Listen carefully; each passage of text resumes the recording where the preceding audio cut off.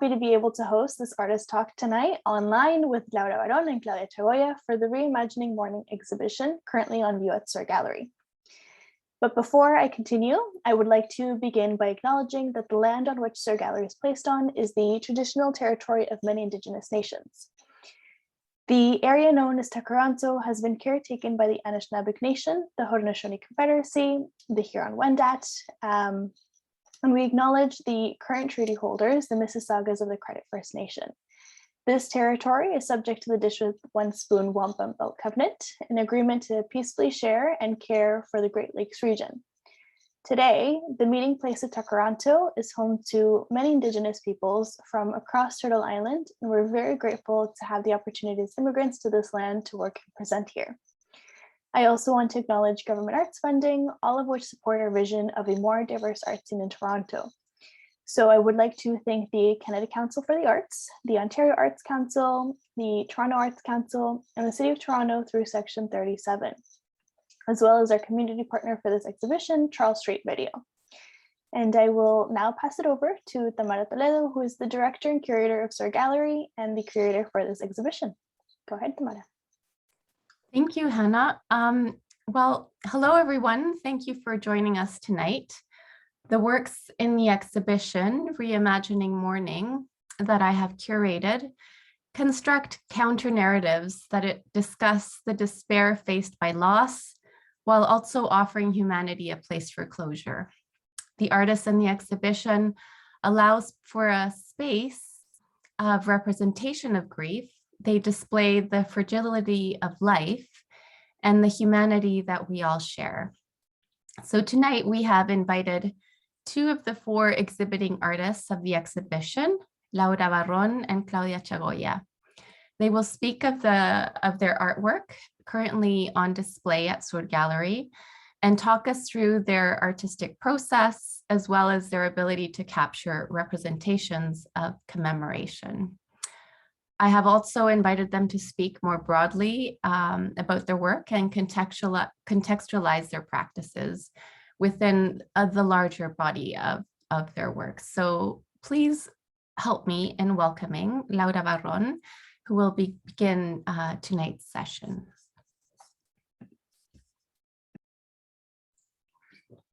Hello.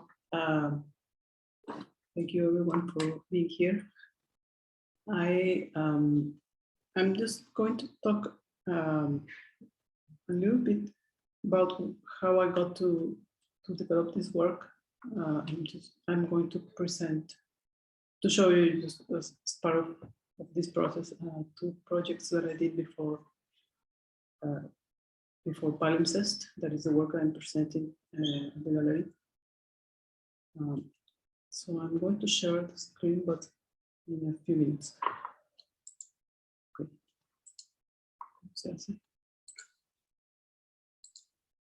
Okay. I'll start talking and then I'll share. For me, I consider Valium Zest, the work I am presenting for the show, a turning point in my career. This work addresses many issues I've been concerned about in my practice for many years, which is my relationship with landscape, and particularly I've been interested in the implications of displacement, traveling, movement, and it always intrigues me and concerns, or not concerns me, but like interests me. What is it? What do we leave behind as we move along and with us, and what is it? What we keep? As most of you know or guess, I'm an immigrant. I came to Canada 18 years ago, and before that time, I lived all my life in Mexico City. So, being an immigrant, being an immigrant is a very profound experience that inevitably conducted me to reflect very much on the experience of loss and many other things as well. But it's something that is and all these experiences became central to my work. So I'm going to share screen.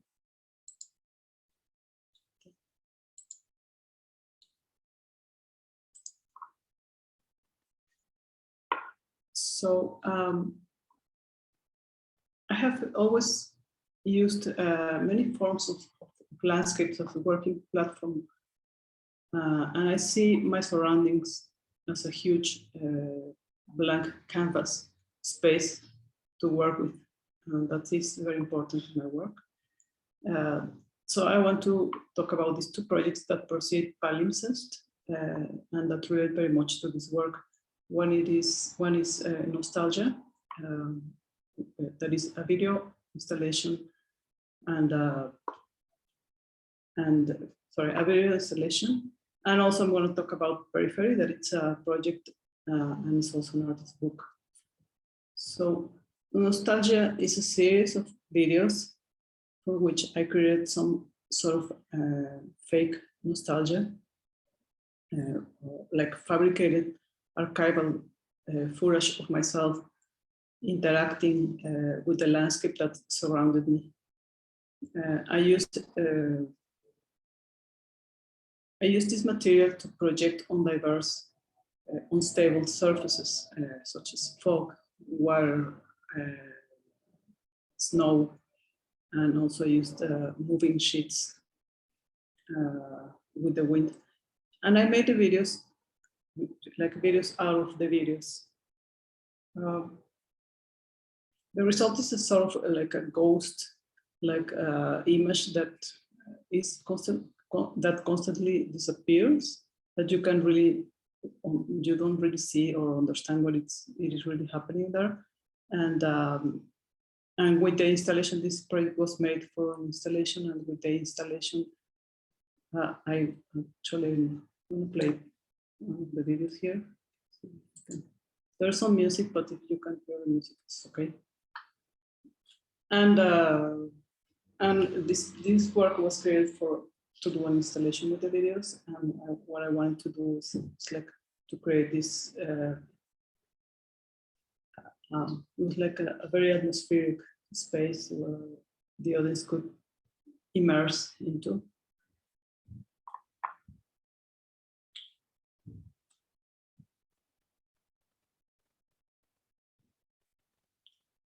Can we stop here?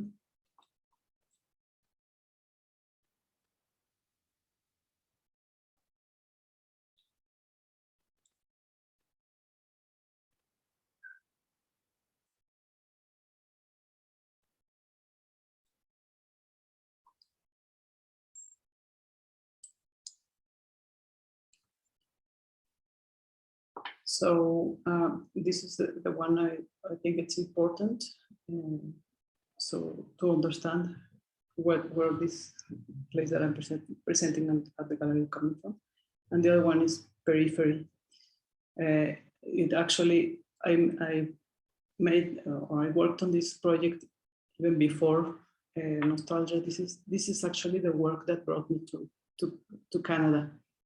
So Periphery was originally conceived during an artist residency program. It was an exchange between Mexican and Canadian writers and photographers. Which like this happened in Mérida, Yucatan in Mexico, and the second part of the residency happened at Banff Center in Alberta.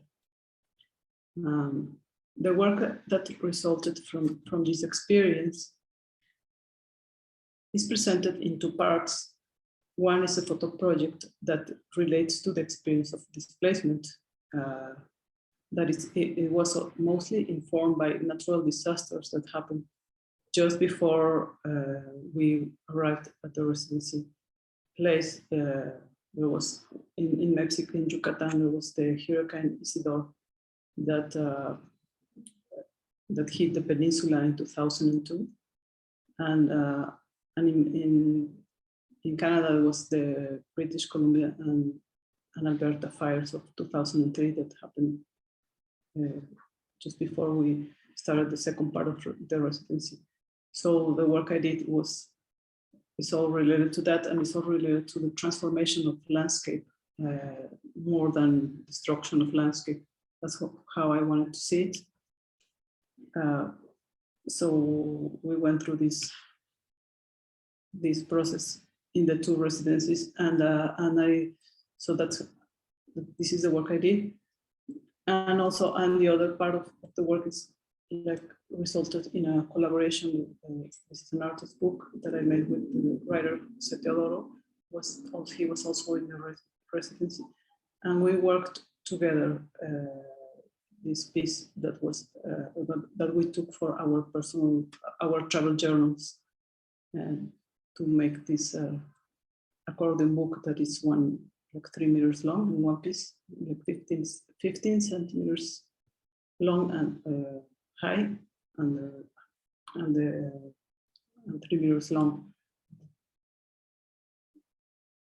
Sorry, going fast. So this work is important because this is I use this work periphery as the base of the work that I am presenting at the gallery that is, it's called Valium Zest. So for this work, I wrote a text. It's a piece that sort of came out of this work that I'm going to read as I pass the images. It's a very short text. So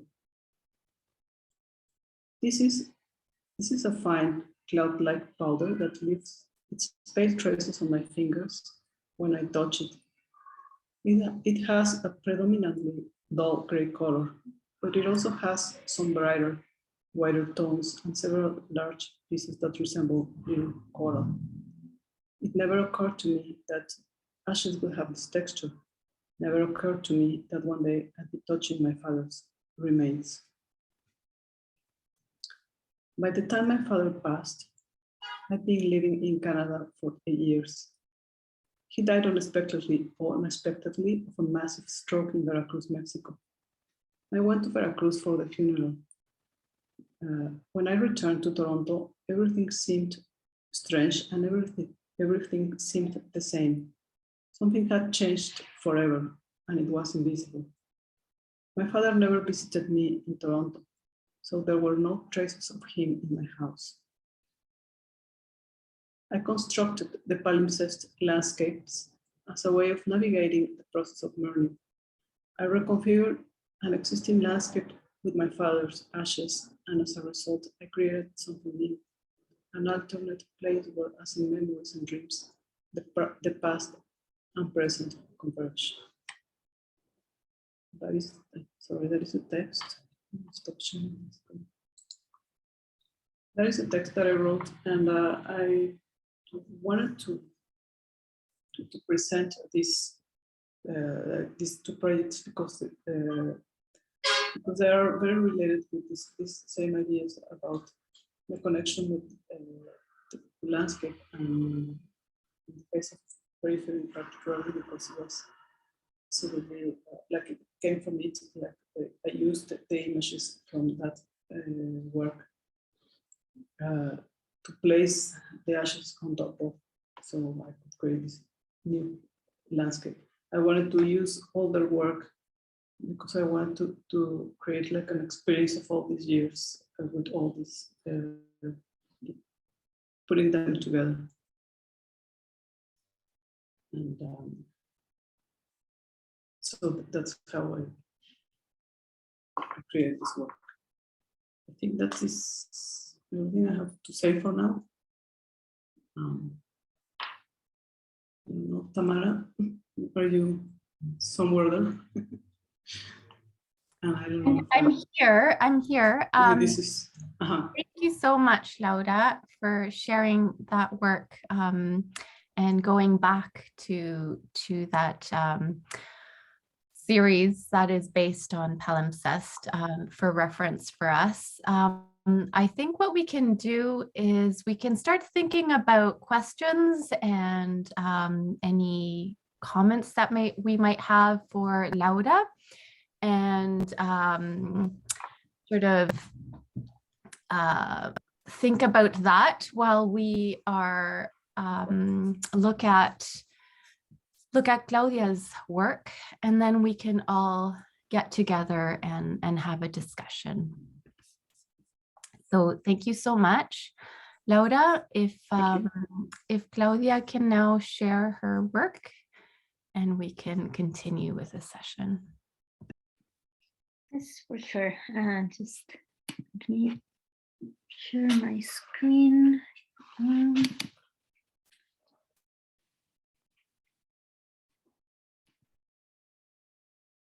Okay, so everybody can see my presentation? Perfectly. Okay, awesome. Thank you.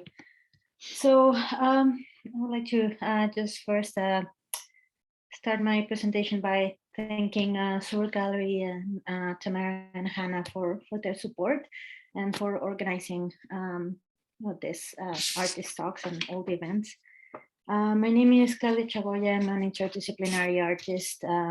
I was born in Zacatecas, Mexico, and I'm based in Calgary since 2017. My practice, well, I like to explore a lot of different materials, as you will see in a bit. I like working with materials, textiles and organic materials, but I consider myself a sculptor.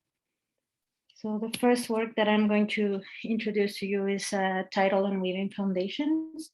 It's one of the works that is currently in display at Sur Gallery. It's the one by the window is the map. So the idea of that my practice, my artistic practice focuses on feminicide and gender violence. For people that are not familiar with feminicide, it is defined as the killing of women because of their gender. And through my MFA, which I did in the University of Calgary, I started researching more in depth this topic, as well as the complexity of grieving these cases, because they have a lot of violence involved on them. So there's a lot of different factors that make feminicide cases very difficult for families to mourn, because it's not only this horrible thing that happened, but also the re-victimization by media and society in general, as well as not getting justice for these women. So on Weaving Foundations started kind of like this process of also like a personal process of understanding grief. So this piece was made with rebozos, which are traditional Mexican shawls. We're gonna see a video of the process in a bit, but I did it by unweaving very carefully these 4 different garments into the shape of Mexico. So the idea of behind this process and the piece was that how this very complex grief takes apart like this structure that is meant to protect, or how this is deconstructing all these foundations and bases that we have. So kind of reflecting this aftermath of feminicide in Mexico. This is the map of Mexico. And the states highlighted are the ones that had the highest rates of feminicide on 2018. So this is a little bit of a close-up of the piece. I need to note that this piece is scented with copal, which is a resin that is used as an incense in Latin America. So it's traditional use. It's linked to cleansing spaces, cleansing the area. So my idea of using this material was to cleanse this violence that the piece represents, but also to have like a more sensory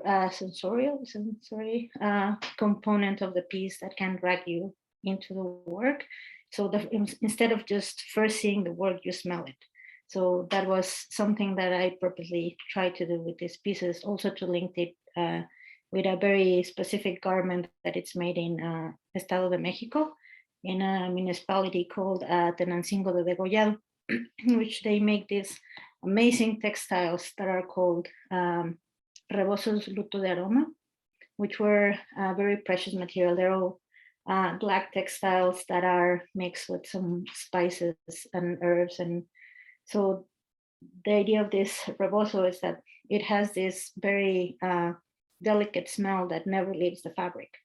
So these special fabrics, they were used as a very, like special garment for women, but also if they didn't inherit it in life, they would be buried with it. So it was like a lot of connections with these textiles and gender, and also with death. So that's why I started working with these fabrics. So here's a video of the process. I might need to stop sharing and then just reshare my screen. Can you see? Yep. Yes. Thank you.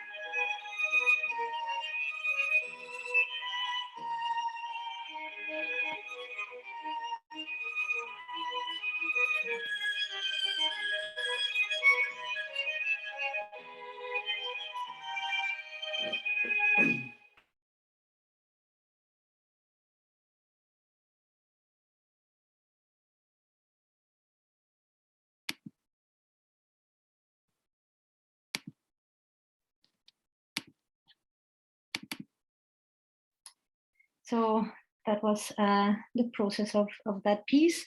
As you can see, well, I had to unweave all the horizontal threads of the garment first, and in order to create the silhouette of the states, I had to take the opposite one, the vertical. So it made the fabric or the structure of the garment very fragile at the end. And I don't know if you have a chance to visit Soar Gallery, you can check out closely all these tiny threads just hanging. It's a very precarious kind of work. And the second piece of work that I have at Soar Gallery displayed is a title Novum, which also uses these textiles. So through this, as I said, this the evolution of these iterations of the work, it was like also a way of understanding grieving on this idea. So my research brought me to how these deaths are forgotten or just pushed into oblivion because of the high numbers of feminicide cases in Mexico. And just to give you a little bit of context of that, there's 11 women murdered daily in Mexico. So every day, just cases and cases and cases pile up, leaving all these other women without any justice or any way of like remembering them, except because of like the work of their families pushing towards getting justice. So this is a piece of a photo, sorry, of the whole exhibition. There's 9 rebosos, and it's linked to that title novum, which is 9 in Latin, which it's tied to 2 different not mourning, but like death rituals from Mexico, and talking about this syncretism of colonizers' religion with indigenous traditions in Mexico. So the 9 represents the 9 levels toward to Mictlan, which is like in Aztec mythology or cosmovision. It was the place, the underworld for the Aztecs, where a soul, when they died, they would have to travel all the way to find their final rest. And on the other hand, the 9 also represents the 9 consecutive days of prayer that are traditional in Mexico when someone dies. After the burial, 9 days of prayer offered for the soul. So this is that link with the number and with of these 2 different traditions. So the idea of this work is, it was like this travel a little bit through Mictlan, on where the soul, or like the bodies got like decomposed gradually until arriving to the final resting place. So the story goes that they had to cross mountains with obsidian knives, forest filled with jaguars that would rip your heart out, or also winds so strong that they would take apart your flesh. So it was a very kind of like violent way to getting towards there, but it was like all this metaphor of decomposition and getting to this final place in like your soul, just your soul, your pure essence. So in that way, that's part of the ideas that go behind this piece of work. It was also accompanied by an audio piece to reflect that this very like the difficulty of grieving. So if you've been to the space, you can hear the audio, and one of the words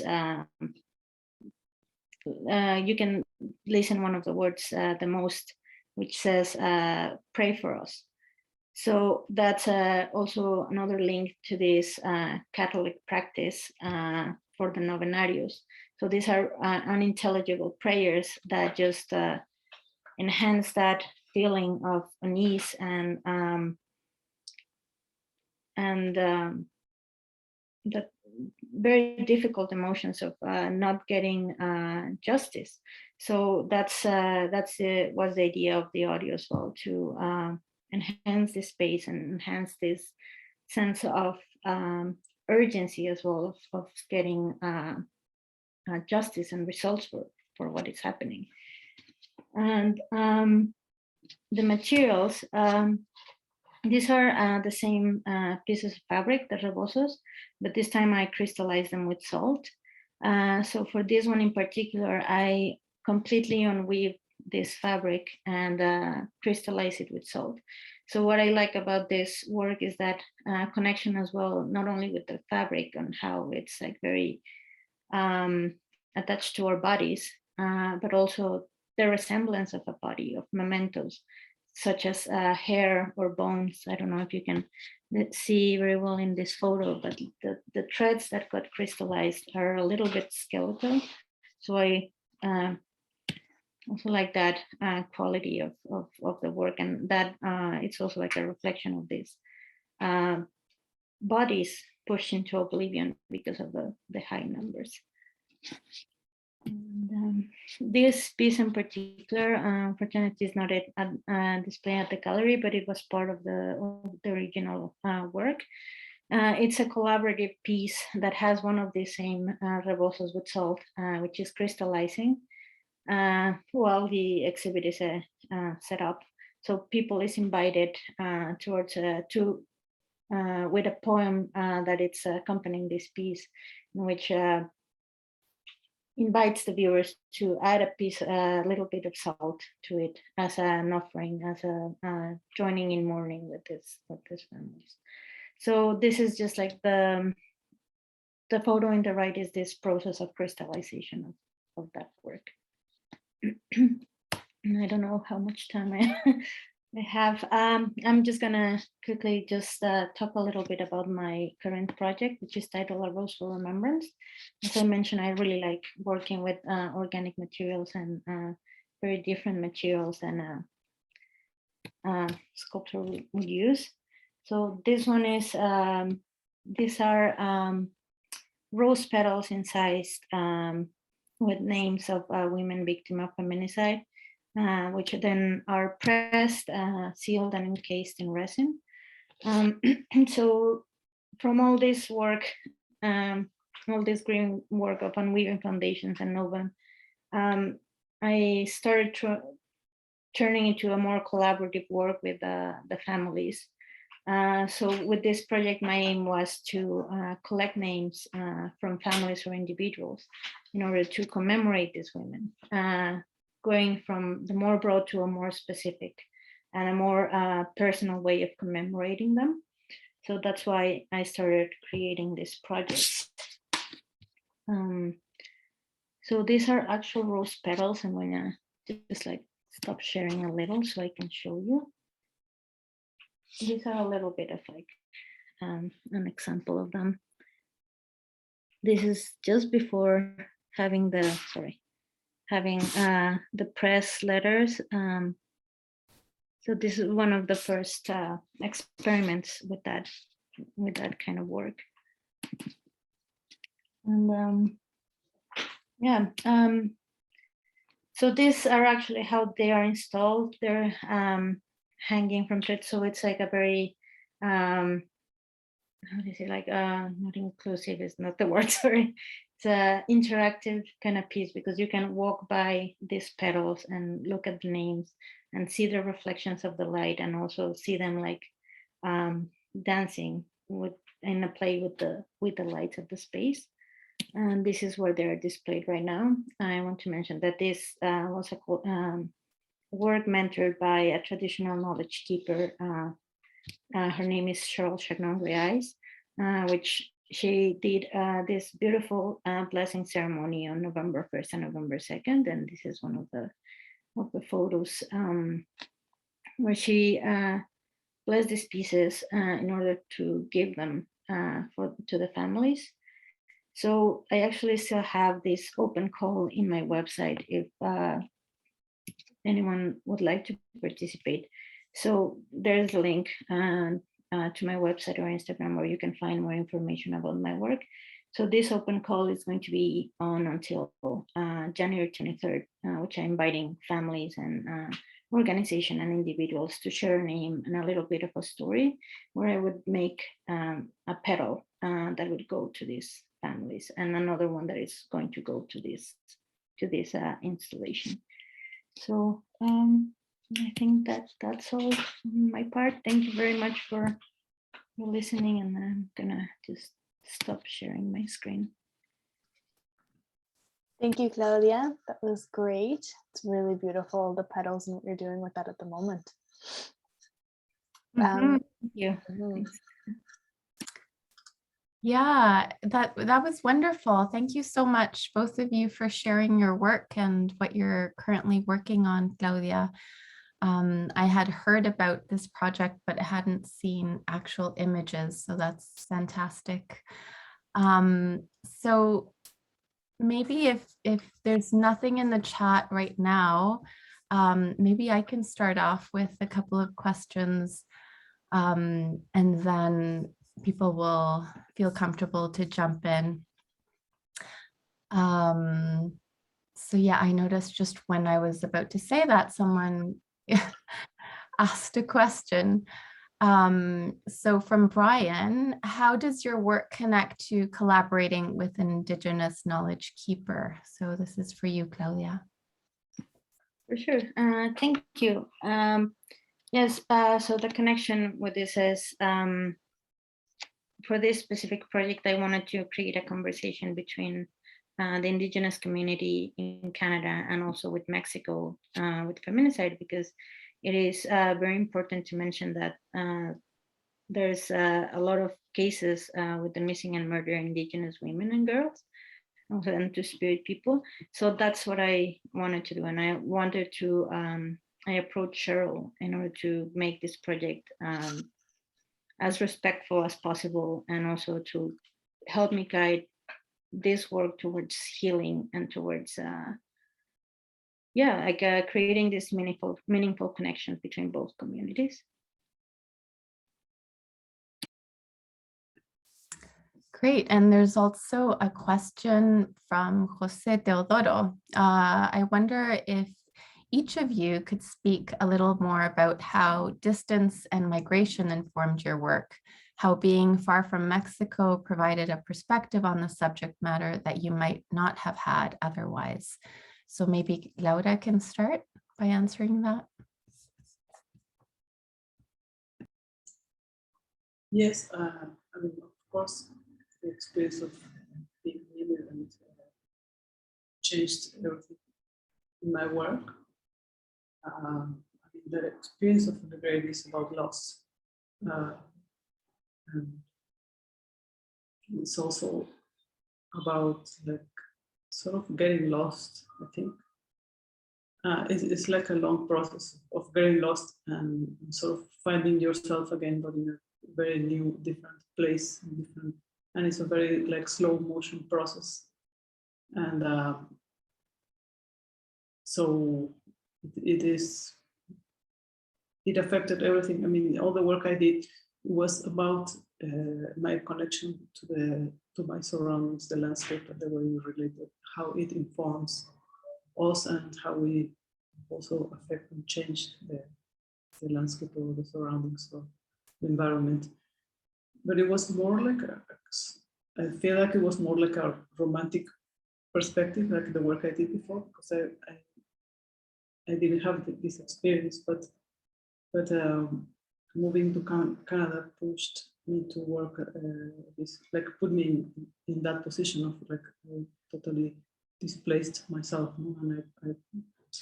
And I moved the perspective, and so it's like that's how it started informing my work or changing the way I see everything. And it was very interesting in many ways, like the way I see Latin America, the way I relate to Latin America.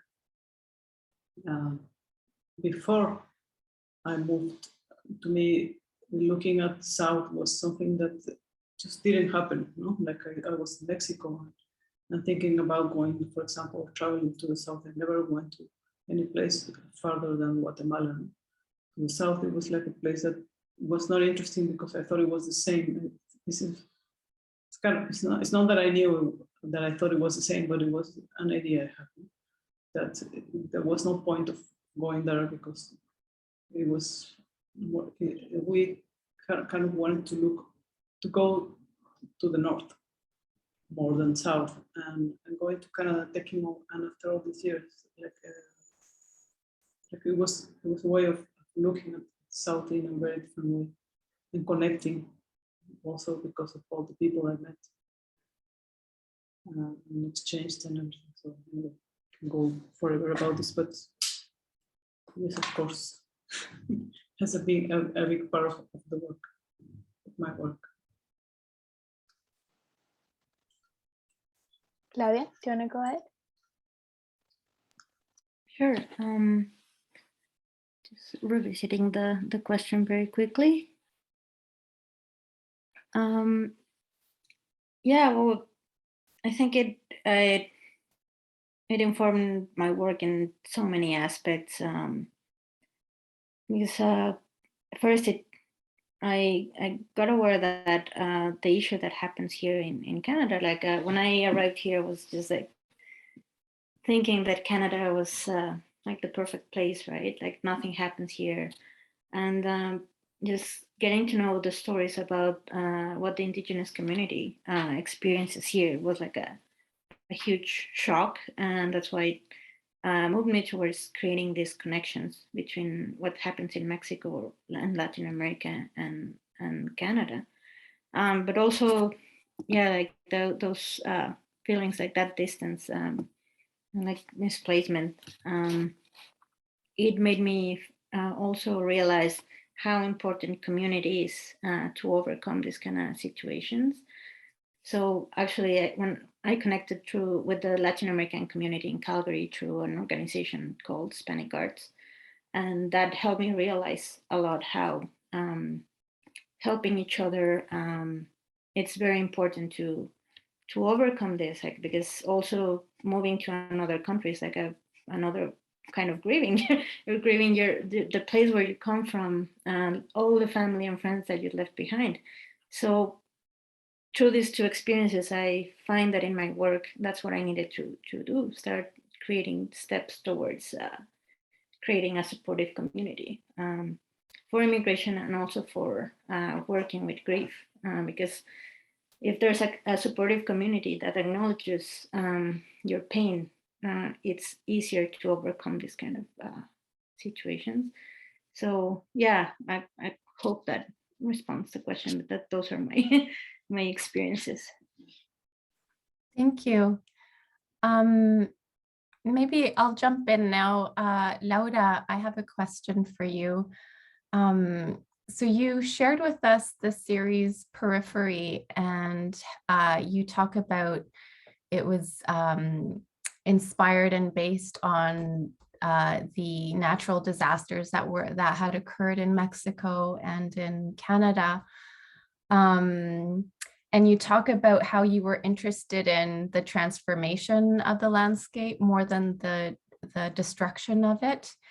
And I'm just wondering about your decisions on using that as a sort of initial step towards creating palimpsest, and how you, in essence, transform your father's body with this new series, and so I'm just wondering what kind of went through your process, your mind. What were you thinking when you were working on this series and deciding which photographs you would use to create these montages and this series of palimpsest?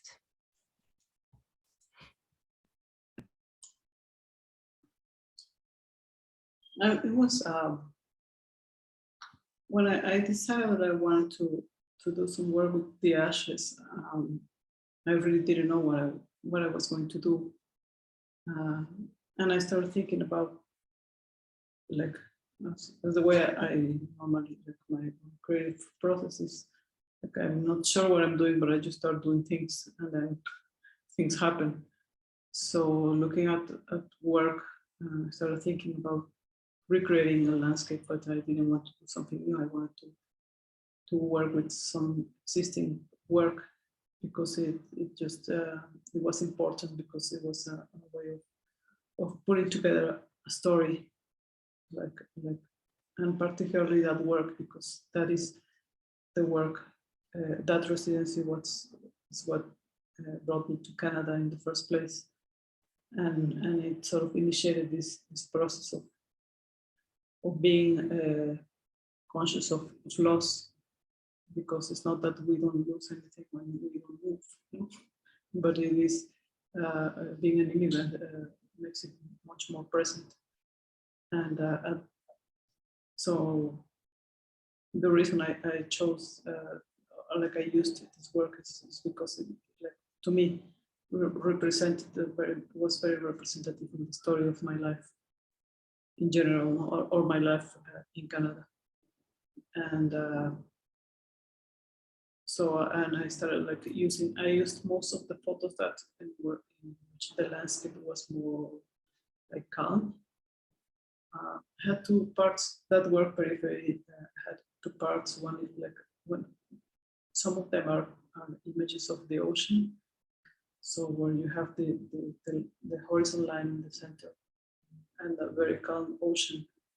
That was to me one part of this work. Like all this disaster came from the ocean, but you look at the ocean and it looks totally still and it looks like nothing happened. And then you look at the other side of the landscape, like the land, and then you see all this like, destruction. So I used the first part, like I wanted to use more like the ocean part as the base of the work. And so that's how I chose these images. If that answers the question. Yeah, thank you. Thank you, Laura. And maybe that also can lead me to the question I have for Claudia, because you also use deconstruction of both, you're talking about deconstruction and but you're also using this sort of framework of reference of the traditional and the institutional governmental. So the traditional is the rebozo, the tradition of the rebozo, and you deconstruct the rebozo, and you also deconstruct the map of Mexico in the rebozo. And you're also using a very meditative quality to the process itself. Like it's not only about the final installation, but we can see remnants of your process as well, of your process of mourning. So I'm just wondering about those choices and the process as well of how it is for you, because it's for every artist, it's a long journey to create artworks. But in this case, you're actually dealing with the act of mourning and grieving throughout the process of the work itself. So I'm just wondering about how your process is and the decisions you also make on using frameworks of deconstruction. Yes. So yeah, as you mentioned, the whole process of creating the work is very important for me, because it was also the research that I did during my MFA led me to this ritual part of mourning and commemorating, and it's also like a way for healing, or towards understanding what is happening, especially with violence. So I think my whole process of creating work is very repetitive and very delicate, and it's because of that creation of meaning, or cutting threads and pulling them away, or crystallizing with salt, because I think I didn't mention that on my presentation, but for crystallizing the work, for example, the round piece that looked like hair, that one, after I deconstructed the textiles, I submerged it in water to crystallize, and it stayed in the water for 9 days. And after that, I took it out and just let it dry. But then it's like all that repetition of the concepts and ideas are present in the work. When I was creating the other pieces, the rectangular, the shawls, it was like a constant of every day just pouring salt and water for, I don't know, like at least a month for creating one of them. So it is like a very lengthy process besides doing the deconstruction, but it's like this repetition again, finding this meaning, but also like this delicate part of it. I like with Novum that there were also a lot of dichotomies with the work and with the material, because well, salt is used in different rituals for cleansing or for preserving. But the other part of that same material is that it was burning my hands while I was doing that. It also kills bacteria, so it has this duality of like something that preserves and heals, and but also that kills and hurts. So I like those ideas, like combining those ideas. And yeah, I think those two works were more about that. Yeah, like deconstructing the deck. But at the same time, after that, taking apart and reenacting kind of like this violence towards those textiles, it comes that part of cleansing, of healing as well, with the salt and the copal and other materials, right? I think with the work on the roses that I'm doing right now, it's less of that deconstruction, but more towards that healing. So it also reflects in the process and how it's more delicate as well. And it has a, say like that, more another quality of the process as well. Hope that responds to the question. Yes, thank you. Are there any other questions from the audience? Feel free to raise your hand or unmute yourself as well if you want to ask your question out loud.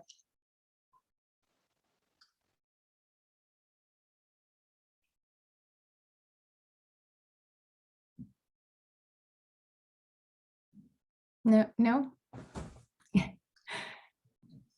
None at the moment. I will ask something that I have gotten asked at the gallery quite a few times from patrons that are coming to see your work, Laura, is people wonder if this was the only series that you use your father's ashes for, or if after you were done with this process, you tried using them again for anything else to continue to see what else you could create with it, or if after you were done with the series, you felt you were ready to let go and you were able to lay your father's ashes. I did other work with these ashes.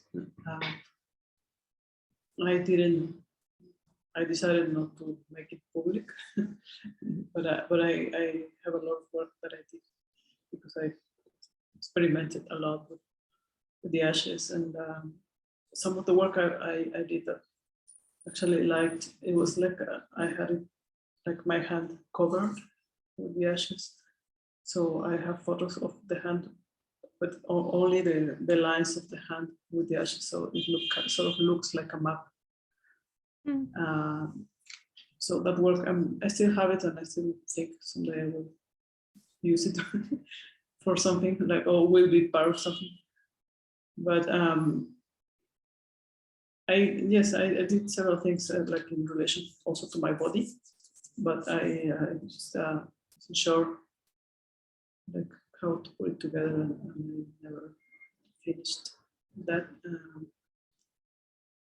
And then, I mean, yes, I was ready to let go the ashes. So that's, a lot of people told me like you should not divide the ashes, because I mean, I took some of them and left some of them in Mexico. And people told me I should not divide them, that it was not okay, that death need to leave them alone, no? The ashes, so they can rest. Anyway, I just, I still have them, and I still, and I'm thinking to, I mean, I'm not sure what I'm going to do with them. Something I haven't thought yet. Thank you.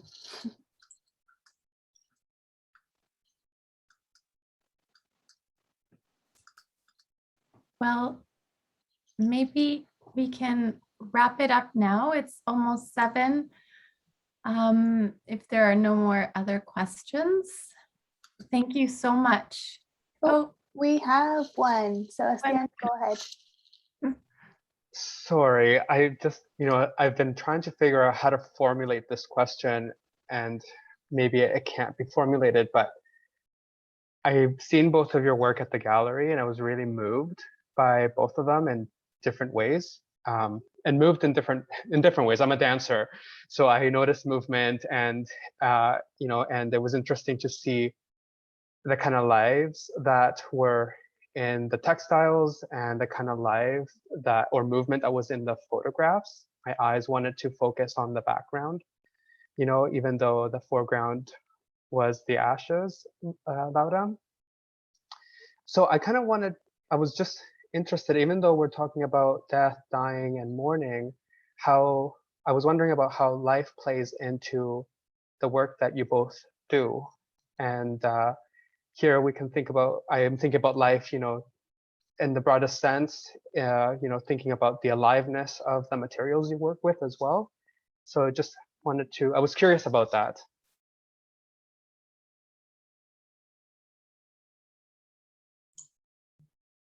I'm gonna answer first.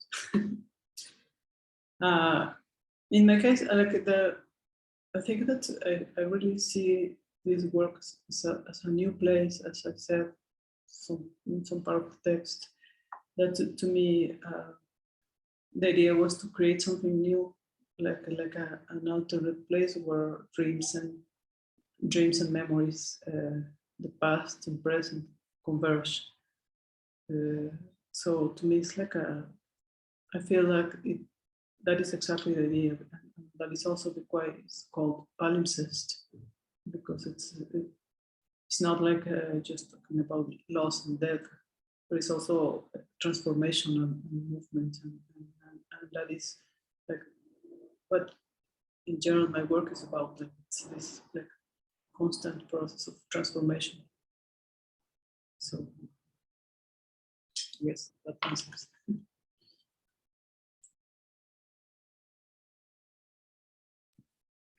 I think for my work would be again that that connection with the body through the textiles. That's something I've seen, that embodiment of or that close connections, because right now we're having textiles, right? We cover with textiles. Textiles are like everywhere with us. So it is that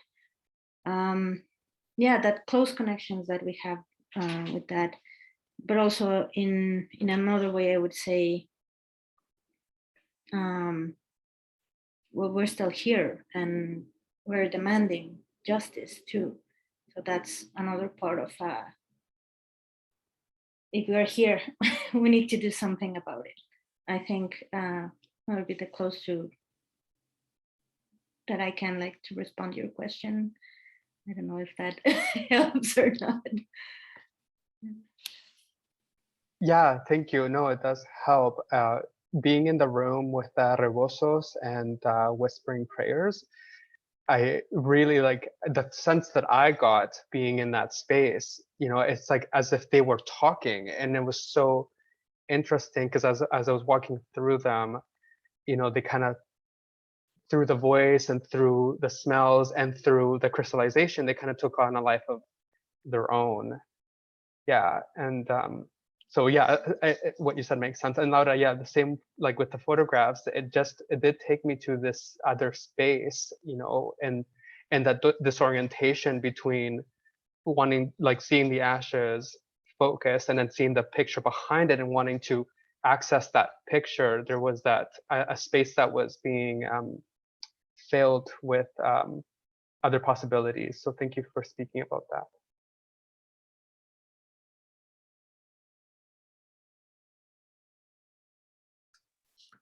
Any other questions from anyone at this point?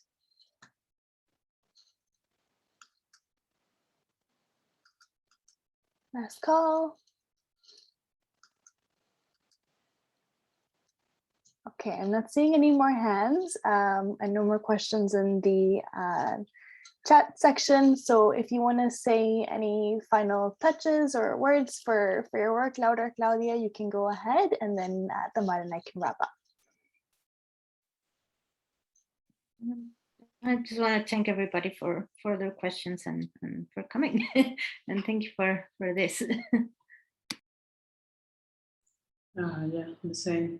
Thank you for being here and for your interest and questions and everything.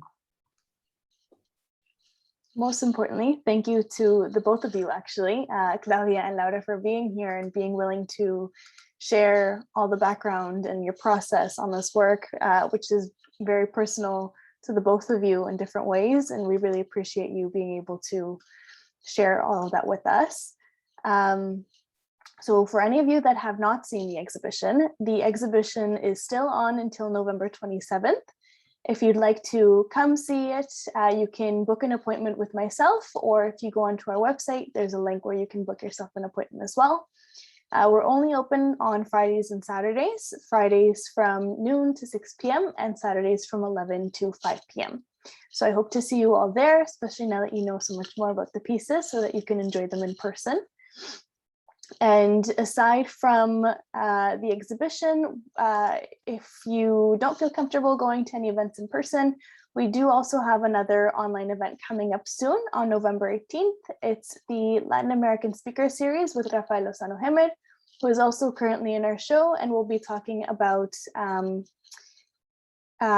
monuments of memorial and how he encompasses that in his work.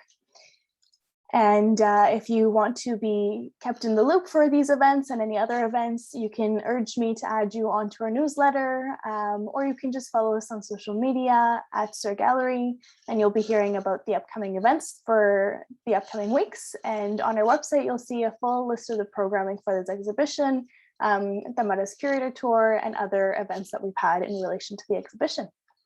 So thank you very much, everyone. We really appreciate you all being here and asking your questions as well. And I hope you all have a great rest of your night. Thank you, everyone. Bye.